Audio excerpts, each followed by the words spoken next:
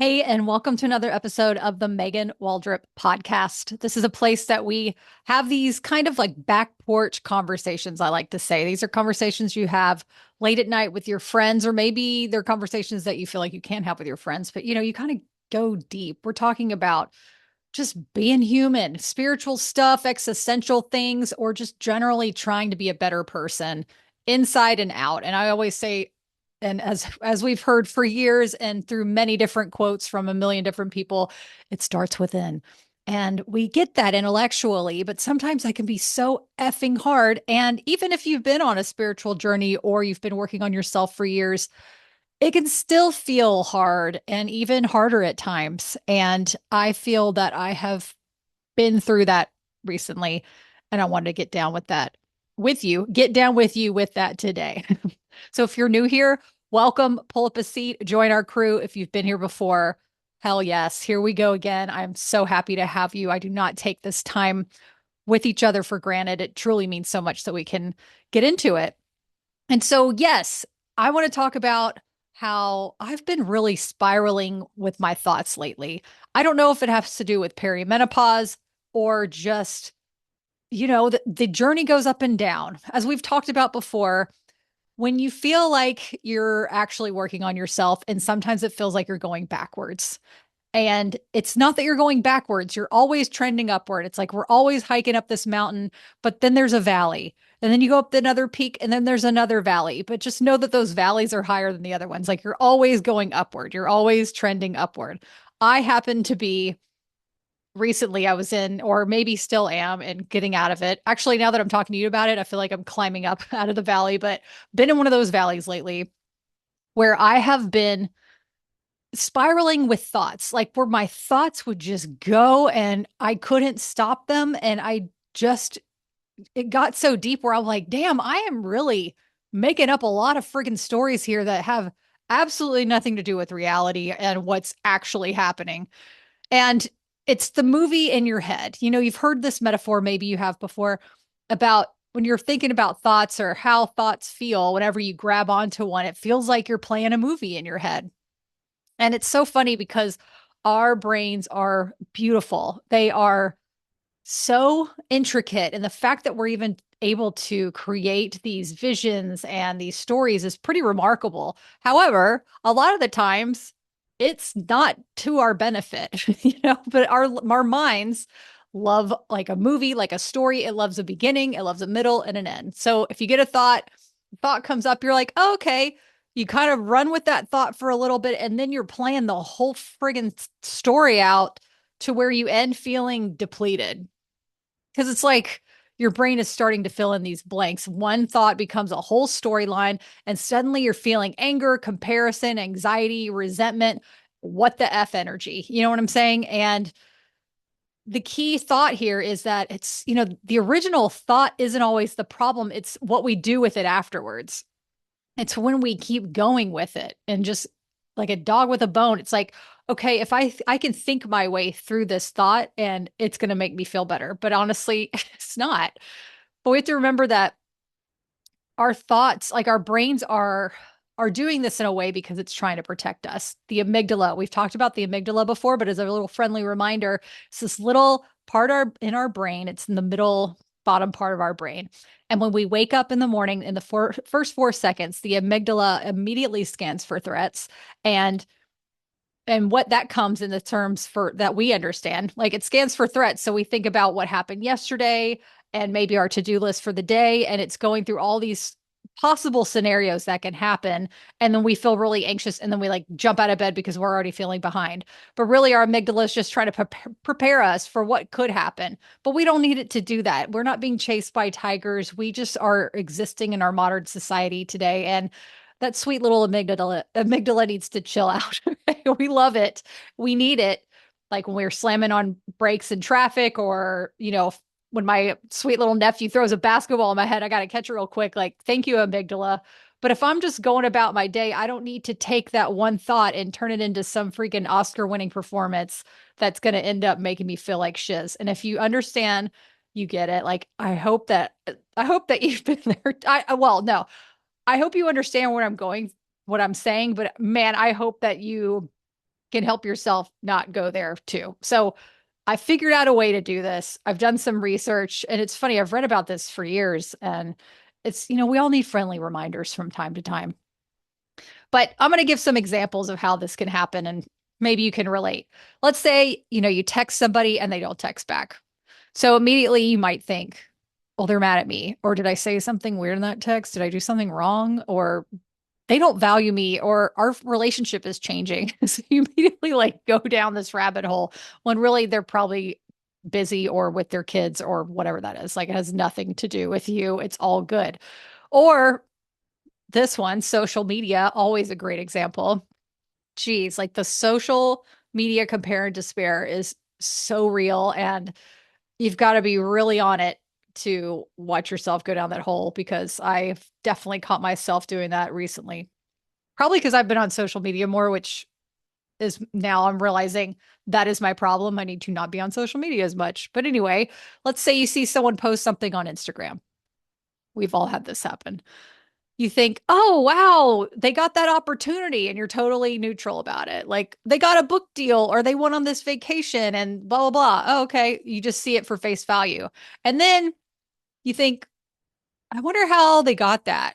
And then you think they're probably connected to somebody. And then you think people like them more than they like me. And then you might think, I work just as hard. And then you might think nothing ever works out for me. And then you're just sitting on the couch pissed at this person who has no idea that you just lived an entire emotional life around their Instagram post. It's insane. Like we can live entire emotional experiences around something that might not even be true. I mean, let's just pause for that. And why is this happening? It's our sweet little amygdalas at first scanning for threats. Like, why do I feel threatened? Why do I feel like this is triggering me? Why is this activating me? So, then our brains start trying to complete the story, and we mistake this story as a possible fact. And then, we think figuring it out will give us peace. Like, oh, if I figure this out, I'll be able to put it to rest. But often it just creates more turmoil. And here's the practice. It's nothing. It's literally nothing. All it is, it's not rocket science. It's literally nothing. You catch yourself in the story and then you go, oh, I'm doing it again. And then literally just stop thinking. Y'all, this has been groundbreaking for me. I've done this in the past and I forget. And then recently I was like, oh, wait, I could just stop thinking right now and not even carry on with that thought, and I could just move on with my life. It is bizarre. It feels like I'm waking up out of a dream whenever I catch myself and I stop thinking. And I'm like, wait, oh yeah, life is lifing right now. I'm not missing out on anything since I didn't complete that thought. I'm actually feel way better. I feel like my energy was draining with that thought and I didn't realize it. And then it's like my cup fills up. It's like my insides feel warm again instead of feeling like, oh, like all scrunched up and feeling tense and anxious and stuff. I literally stop thinking. I don't fight the thought. I don't try to replace it with a positive thought or affirmation. I don't try to figure out the ending. Literally just stop adding to it. Like just let the thought be incomplete. Freedom, y'all. Just straight up freedom. Just try it. We literally don't have to finish our thoughts. I mean, when I'm talking to somebody, yes, it would be nice to finish a thought like I'm talking to you. But these stories that go on with our brains, like we don't have to finish it. That's freaking freedom. And it's also power. Like we have to show our brains, like, no, it's okay. This is our nervous system in the best way taking over. And we're like, nope, I'm protecting myself, actually. It's the difference between a thought and a story. A thought could be like, oh, I wonder if they're mad at me. And the story could be like, oh, well, they're mad at me because I said this, which means they probably think this. And now our relationship is this. And, it's not. The thought is information. It just pops up. Our brains are doing that. Our amygdala is trying to protect us. But the story is the made up interpretation. And we don't have to believe every interpretation that our mind produces. Boom. Why does that feel so groundbreaking and also so simple? And why is it that the simple things are the things that are going to help us the most? Like just literally taking a breath, take a beat. We don't have to keep searching for, the red light therapies and the salt caves and the saunas and the whatever it is. Like we have the power to change our physical being, our mental states with it, like just in one moment. And yes, that is the challenge for sure, because it is easy to seek on the outside for comfort and for answers and remedies, because I feel it feels scary to go inside and to actually take accountability and realize, damn, we got to do this ourselves. I got to do this myself. Oh, like, why does it feel like that? It's so funny, isn't it? Like, just how the easiest and most simple and most helpful self care is literally within our reach, and not even within our reach. We don't have to reach for anything. We just, change the thought and move on. But that practice can feel so overwhelming because it's like, no, I'd rather have a distraction because I don't even want to deal with this and I don't want to face myself. Totally valid. But that's not why you're here, because I know, because that's why we have these conversations. We're always trying to figure out ways to better ourselves on the inside so we can enjoy life on the outside, because the inner world is literally all there is. All there is the inner world. It truly, truly is. This is what we've known since we were born, and this is how we're going to leave this earth with our inner worlds, like dealing and handling and being kind and loving to ourselves. And sometimes being kind and loving to ourselves is not following what the mind wants us to do. So, this is also what I realized when people like, it's about presencing and it's about being present. And yes, I love Buddhist texts. I read stories. We've heard these quotes before.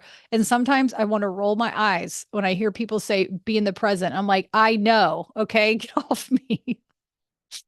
But sometimes I'm like, well, what does that mean be in the present? But I swear to God, this whole stop thinking situation was the first time I was like, oh, I feel the presence now because I'm not going into my future or my past or what could not be or whatever with my mind. And I'm like, whoop, no, actually, I'm just washing the dishes. No, actually, I'm just folding my laundry. None of that is true in my mind. And it is wild how much that can set you free. It is so simple. You can try it. It's at your fingertips. It's at your mind. It's there. Just be like, oh, I'm not going to finish that thought. Boom.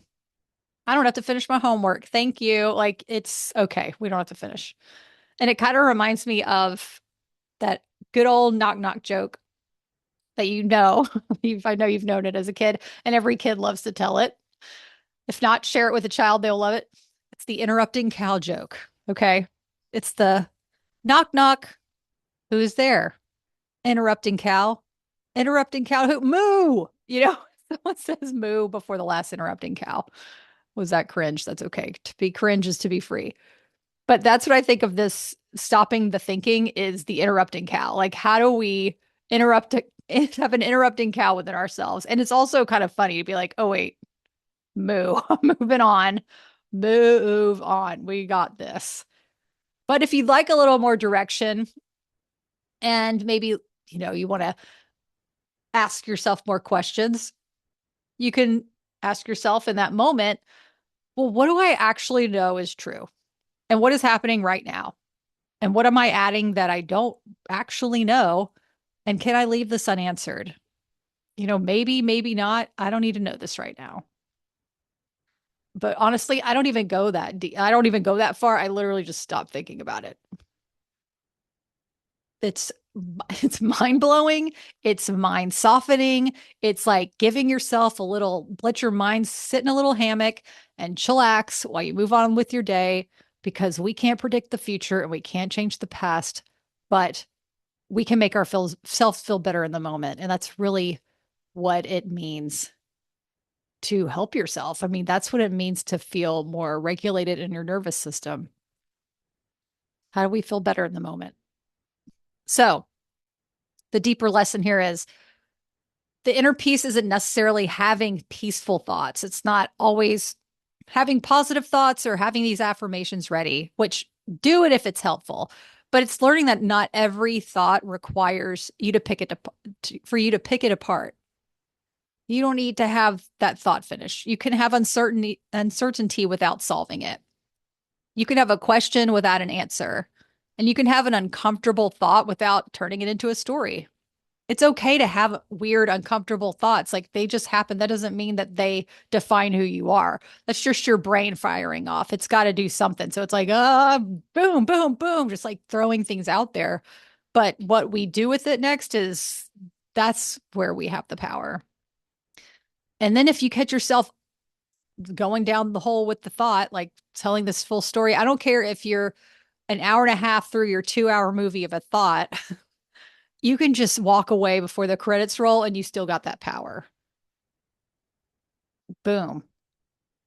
Okay, so here's a real time experiment that you could do for the next 24 hours. Because, we're human and this happens. Notice when you start writing the ending, when you catch yourself, like, whoop, interrupting cow, stop the thought.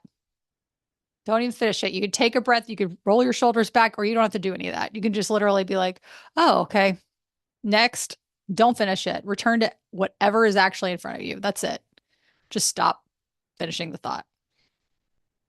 And if you want to go deeper, tread lightly, but you could actually name what's factual, then notice the story you added in a way to say to yourself, wow, I freaking went there. I just went. How did I get there? How the F did I get from point A to point B? It's incredible, right? There's no shame in that game. That's literally what our minds are want to do. That is what we have been programmed just as human beings. Like that's what we have to do. It's not, and our thoughts do not define us. We are not our thoughts. We can literally just let them go with the breeze and move on. This has really helped me in the past of, well, actually this past week. And I wanted to share this with you guys. I was like, I've got to talk about this because it has really, truly helped me from going into these deep spirals where I found myself going back into those grooves of anxiety that I used to have. I'm like, how I thought we got past this, Megan. Like, I literally thought we had worked through this with all these meditations and breath work and Reiki and and then I started to feel guilty and shaming myself. I was like, whoa, hold up, girl. That is okay. These are the peaks and valleys. You're always trending upward. We're always trending upward. It doesn't matter. When you feel like you're going backwards, that means that you're just getting ready to go to launch to a new level. This is the test, right? It's like, what have we learned from the past that we can bring in right now to keep boosting ourselves up? And it's funny because we feel like, oh, well, I need to be an enlightened being at this point, and the shoulds, right? I should know better. No, that's actually not how it works. It's like, yeah, intellectually, but physically, we have to train our bodies to feel safe, that it's okay. It's okay to feel safe. It's actually okay not to hash out every scenario in the future because we're fine as we are right now. We are safe. It is okay. We're just training our bodies. It's been how many years have we been alive that we're having to dig new routes, find new pathways to this more serene, gentle, calm way of handling our thoughts, our feelings, and our emotions, and just being gentle with ourselves. Like it's all good. And the best part is we're not alone when we're doing this. I'm with you. Everybody in our community is with you. We are going along this journey hand in hand, walking alongside each other. There's no one here like preaching or teaching. Okay. This is more of a share. This is a show and tell. Let me, this is what I found is helpful. What's been helpful for you? I want to know too. That would be wonderful. You can always reach out to me at support@meganwaldrop.com or leave a review on this podcast or on YouTube. Waving to you right now if you're on YouTube. Or you can hit me up on Instagram. It's at megan.waldrop.com. Excuse me. Wow, that was not it at all. It's actually at megan.waldrop, Instagram. So to close this up in a beautiful little bow, here it is. Maybe peace isn't about changing every thought that comes to your mind. Maybe peace is knowing that you don't have to follow every thought where it wants to take you. Remember, you don't have to finish the story. You can just literally drop that mo and keep moving. And when in doubt, interrupting cow joke. It will always come in handy. Oh, okay. What if I just stopped the podcast and walked away? It's like the total metaphor for this whole podcast. That'd be funny, but interrupting cow. Thank you so much for being here today. Here's to interrupting those thoughts and letting them drop and just letting them float away, never to be bothered again. Or if they come back, that's okay. Just drop it like it's hot. Did I just say drop it like it's hot? I did. Oh, yeah. Okay. So practice. Let me know if this works. If there's something else that you like that works, holla. Please let me know. I'd love to share it. I'm always up for new ideas and ways that we can help each other through this to find more inner peace. Blah, blah. Find more inner peace and calm. Less anxiety. There's so many distractions out there, so much noise that is there to keep us off kilter, like off balance. Where these are the ways we can do it. We can just be like, nope, bye. I'm done talking about that. I'm done thinking about that. Let's just move on. Here's to your health. Thank you so much for being here again, and I'll see you next time.